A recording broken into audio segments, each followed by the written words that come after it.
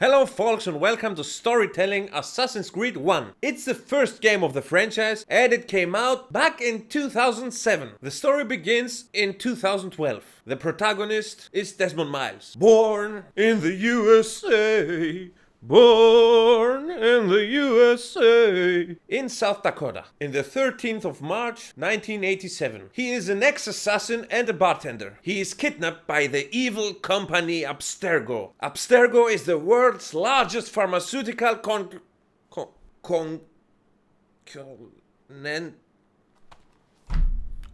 He is transported to Abstergo's headquarters in Rome, and after the worst hangover of his life, he wakes up in a room with two persons inside. But contrary to his bartender career, it's not a threesome. He wakes up and meets Dr. Varen Vidic and his assistant Lucy Stillman. The doctor explains to Desmond, or as Abstergo calls him, Subject 17, that the strange device he's lying on, it's called Animus. And it's a device that can recreate the genetic memories of a person into a virtual...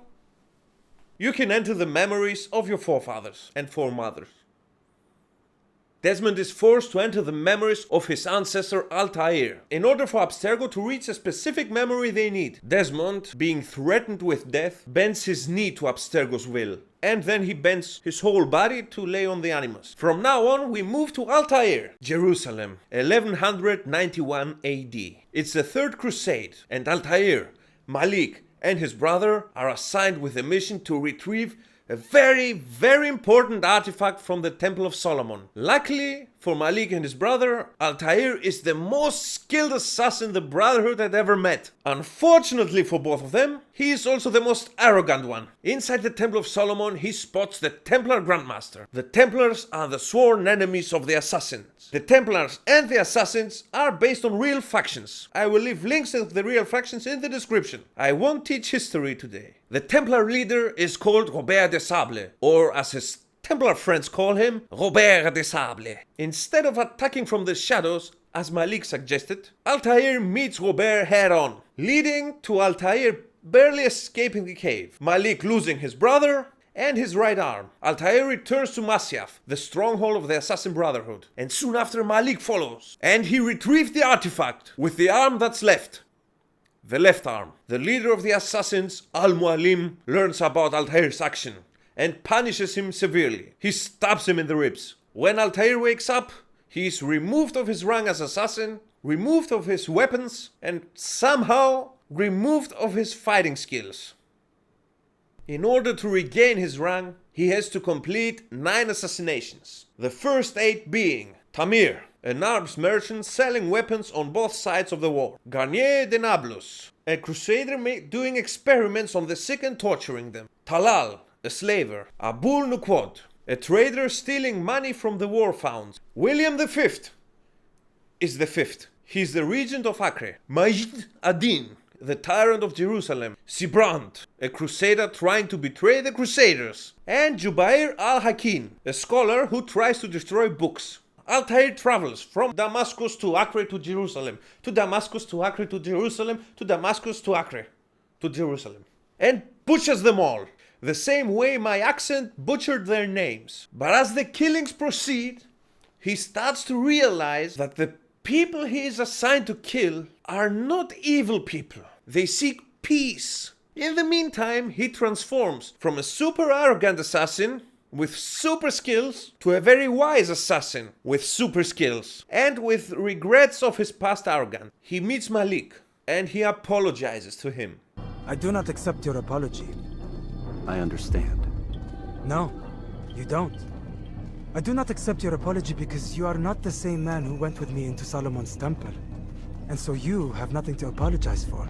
Malik forgives him and they become friends. Good friends. It's a shame Malik can't hack him. And now, only one target left. The man who is the reason for Altair's downfall. Altair is the reason for Altair's downfall. But the target is Robert de Sable. Altair attacks Robert in a funeral in Jerusalem. But plot twist! It's not Robert. It was Maria, a Templar agent.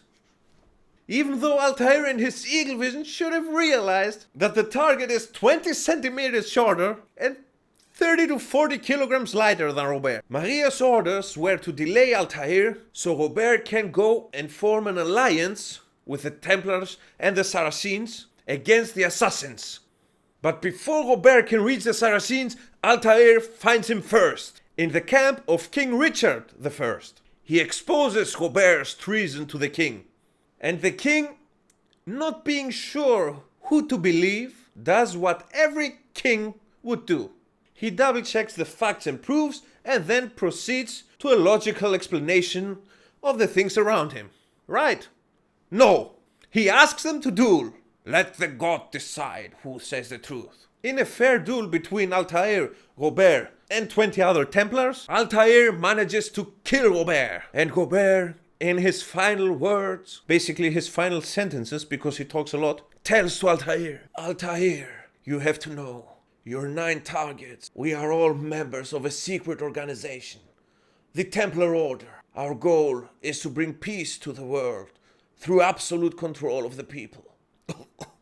The artifact you retrieved from Solomon's temple, it's called an Apple of Eden. It belonged to a long-lost civilization, and it has the power to control people's minds.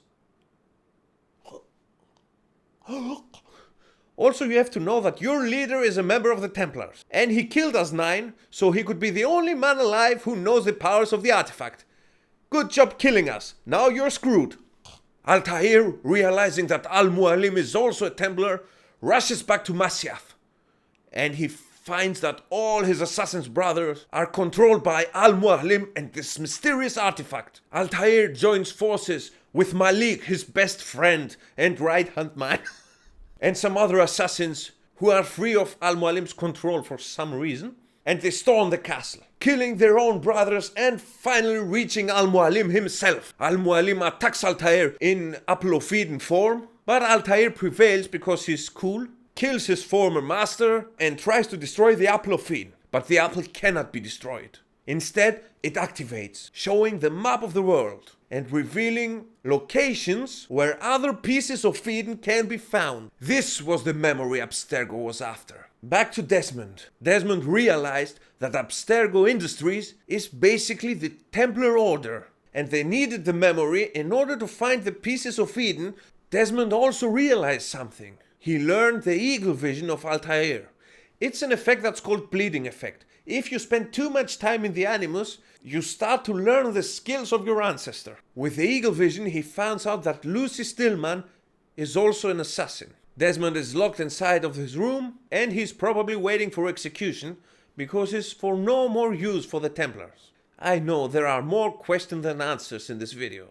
What is Desmond's past? We saw the modern day Templars, but where are the modern day assassins? We only saw Lucy. What is this ancient civilization that created the apples of Eden? And for what reason? Is pineapple pizza really a pizza? We will answer the questions in the next episode of Storytelling.